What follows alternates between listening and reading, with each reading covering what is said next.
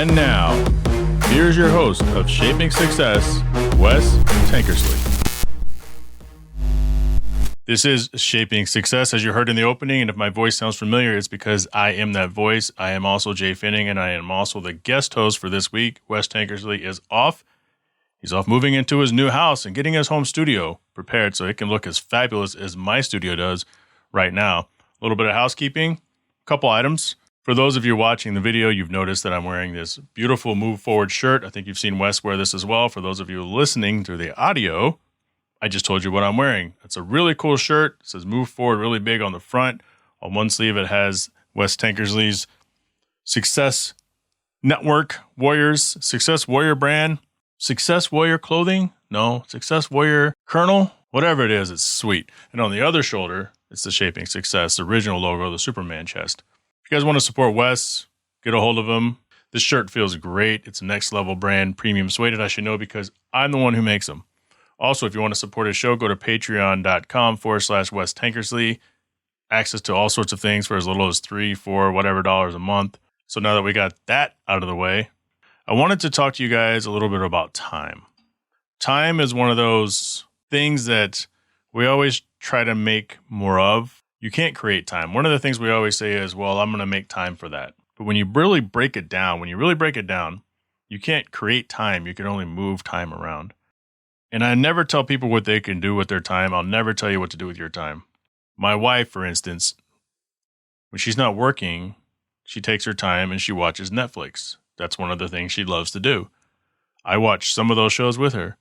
Or she watches what I call garbage TV, and I find other things to do with my time. If I need to get something done, then something else has to be sacrificed. But there's a lot of time in my day where I'm not constantly busy, and so I need to shuffle those things around so that I'm more productive with my time. So it's important you can't create time. You can just move time around.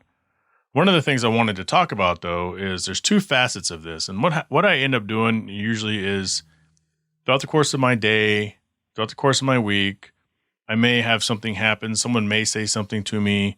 I may overhear something. I may read something on social media, and not the silly, crazy stuff. Usually it's from friends. It's not, I don't just pull something off of social media and go off on a tangent. But one of the things that I've come up with my own, and I'm not the originator of this, but it is okay for you to think of things without seeing them somewhere else. But I don't have time for people who don't have time for me. And there's a double sided to that, because you can choose to spend time on people who seemingly don't have time for you, but you have to understand that you may not get that back in return. And that's only something that you can figure out within yourself. How valuable is your time? How valuable is your dedication? And if it's not reciprocal, are you going to be okay with that? There's times where I am okay with that, and there's times where I'm very not okay with that. So what does that really mean? What that means is if I'm the one, or if you're the one, if we're the ones always reaching out to other people and they never reach out to you, kind of feels like they don't have time for you. But that's not always the case, because I'm one of those people who I don't forget about my friends. And I have very good friends that are just too busy to ever reach out. And it's not going to change the fact that we're good friends. My wife always says I'm a terrible friend because she doesn't call anybody. But that's not really her core personality, because she calls the kids all the time. She calls her family all the time. So she was raised in an environment where her friends were always secondary and her family was everything. And that's the case with a lot of people. There's nothing wrong with that. But that's not the type that I'm thinking of, because I will be the one to reach out and say, hey, man, how you doing? Hey, girl, how you doing? It's been a long time. And if they don't call me back, I don't get angry at them, because I could. I'm like, you know what? Screw it. If you don't have time for me, I don't have time for you. But we're talking more about people in your network, people that in your professional circle, in your hobby circle, the people who are always coming to you only when they need something, not when they just want to chat, go out and have lunch, have a drink, a soda, a beer. The people who only come around when they need something. And that means they don't really have time for you unless they need you. So that's where I come up with, I don't have time for people who don't have time for me.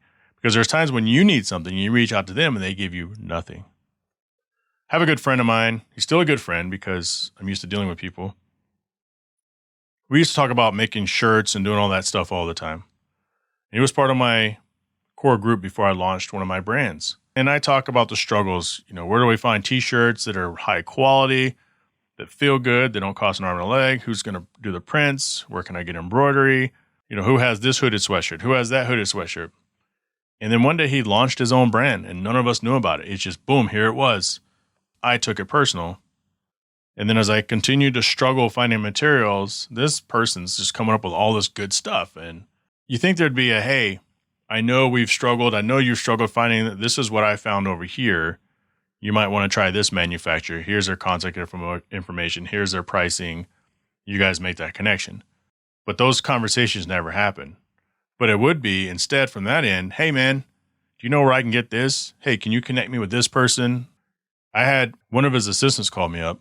Hey, Jay, I have a very important interview to do. I have no idea how to interview. Can you walk through this with me? What kind of questions should I ask? What kind of questions should I avoid? And I'm a nice guy, so I spent the time. But that never would have happened the other way around. Make time for people who have time for you. On the other hand, I also test a lot of people. My wife says I'm sick. She says I'm mentally sick. Calls me a sicko. But I test a lot of people. Wes passes all those tests, by the way. Great host of this show. You guys aren't going to have to put up with me every week.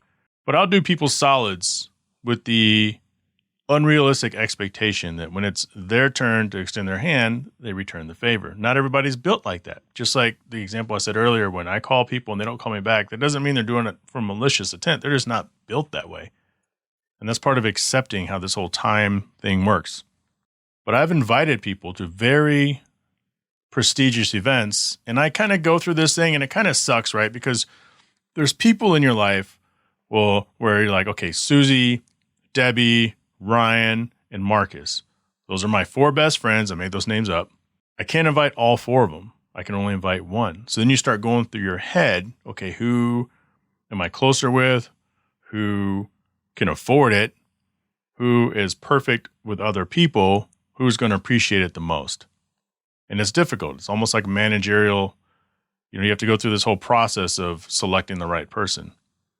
So when you find those people, because you can't invite everybody, and you bring them to an event with you and expose them to all this stuff, then you have to ask yourself, the next time something happens good on their end, do they reach out to you or do they not reach out to you? If they don't reach out to you, that's not necessarily a strike against you. It's really a strike against them. Got to have time for people that have time for you. And if they don't have time for you, then you shouldn't have time for them. I've had that happen before in the past. And you sit back and you watch it all unfold. You're like, isn't that interesting? Isn't that interesting that I extended that branch to you? I extended my arm to you. I extended a vine to you to grab on and come along with me. But yeah, here we are. And not only do you not invite me, you're out there having all the good time. Or you end up going to the event and there they are. Oh, hey, I didn't know you were coming here. I didn't know you were coming there either. But if you don't and you go, or you're planning on going, you don't say anything. It's like, hey, you guys going? I'm trying to find people who are going, trying to get a hookup, trying to get in. Make time for people who have time for you. Now we'll talk about another type of time. So I'm what you call a creative. And there's a lot of people like me. Creatives are people that are paid, whether someone else pays them or they pay themselves, to generate content, generate ideas, come up with not only ideas, but step-by-step solutions on how to get to that goal with an ultimate payoff, an ultimate accomplishment. And not everybody's a creative. My wife is not a creative. She likes to read. She likes to watch TV. Me, I have a million things I'm doing at once. Well, it's impossible. You can't do more than one thing at a time. You just can't. I forgot even what it was, but I showed my wife. Oh, I know. I made a profile picture for myself for work one day. I took a giant head because I have a big head, and I ended up putting on a smaller body, but it was still my body. It was just a different photo, and it was a funny picture. She uses it actually as her caller ID for my photo when I call her. But when I sent it to her, she laughed, and she goes, "You have way too much time on your hands." And I told her, "I'm not mad at you, but that's kind of a trigger for me." She goes, "Really? Why?" I go, "Because it's not necessarily a compliment." And she goes, "Oh," surprisingly to me, she's like, "Oh, I can kind of understand that." I said, "Yeah." And that's the last time we talked about it. But I jotted it down to talk to you guys about that today. We've all said it. Well, I usually don't say it to anyone because it's a trigger of mine. But most people have said that about somebody somewhere else. And sometimes it's not necessarily, if it's someone you know and it's something that's totally crazy, then I get it in jest. But there's people who say it maliciously. I once saw that a guy had built what is it called? The horseshoe where the Ohio State plays in their stadium, the big horseshoe out of Legos in his basement. Now, I don't know. I don't think the thing is ever going to get out of his basement. And it's remarkable. I would never do it, but that's a case where people say that guy has way too much time on his hands. And that takes me back to the very beginning of this. What do you do with the time that you have when you're not doing what your time demands? What does your time demand? Chores. What does your time demand? The jobs. What does your time demand? Cooking and the necessities in life. Taking care of people. Your time does not demand TV. Your time does not demand putting together Legos in the basement. Your time does not demand drawing on something. Your time does not demand going for a walk in the park. That's your time to do with what you want with it. And so when you tell a creative they have way too much time on their hands, you're not necessarily complimenting the fact that they have created something with their time, because that's your imagination going. If I didn't have time on my hands, I wouldn't be able to do this podcast for Wes. I wouldn't be able to make these shirts. I wouldn't be able to have multiple YouTube channels. I wouldn't be able to be in a board position. I wouldn't be able to at a national club I'm a part of. But that's what I choose to do with the time that I have when I'm not doing things that force my hand in time. It probably sounds confusing. It's free time. Whatever you choose to do with your free time is what you choose to do with your free time. But the next time you tell someone they have too much time on their hands, think about the process it took for them to produce that information, to produce that creation. Even if it's something weird like stacking a bunch of toothpicks up, even if it's like something stacking a bunch of cans to make a giant robot out of Budweiser cans. I wouldn't do that, but it took them time, and it takes effort, and it takes skill. Anytime someone does something that takes skill, you can never tell someone they have too much time on their hands. So think about that. Because what are you doing with your time?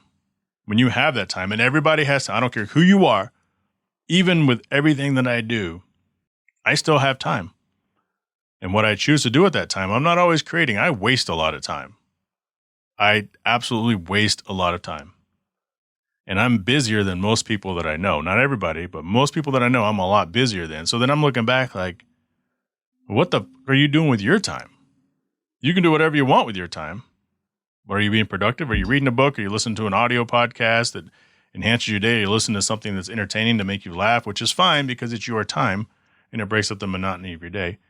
Or you're laying on the couch watching, binging 8 seasons of whatever show. It's your time. You can do what you want with it, but you're not really doing anything creative. You're not really enhancing yourself. You're not really moving yourself to the next step. Are you going to go to the gym if you have time? Wes gets on all you guys about going to the gym because he works out every day. And I get up in the morning sometimes. I haven't been doing it since I got back from vacation, which I chose to do with my time. I have to be at work every day. I have to be logged into my computer every day at 6:30 in the morning because my client, my employer, is East Coast. So what I started doing is getting up at 4:30, going to the gym from 5 to 6, which I hate. I haven't gone to the gym in years. I hate going to the gym. But I know that in order for me to lose weight, get back in shape, I have to take that time in the morning and transform it from sitting around the house or sleeping in to getting up and going to the gym. I'm not trying to tell you to get off your butt and go to the gym. I'm just giving you an example of what I choose to do at that time. Or I have taken a slice out of the time that I had in the morning, whether it's sleeping time or not, and chosen to do something productive with that time. So with all that being said, hopefully I've done nothing but confuse you with the time that I've had to do this show as the guest host. Make time for people, but understand they may not make the time for you.